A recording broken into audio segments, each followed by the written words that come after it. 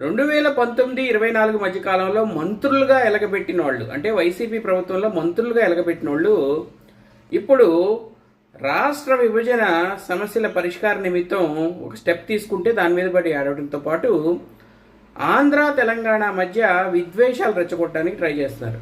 బొత్స సత్యనారాయణ గారు అంటారు, అంటే ఆయన మాట క్లియర్గా అర్థం కాకపోయినా ఆ మాటల సారాంశం ఏంటంటే, ఇప్పుడు ముఖ్యమంత్రులు సమావేశం అయ్యారు కదా, ఆ సమావేశాన్ని ప్రత్యక్ష ప్రసారం చేయాలంటే వాళ్ళు ఏం మాట్లాడుకుంటున్నారో అందరూ వినాలంట.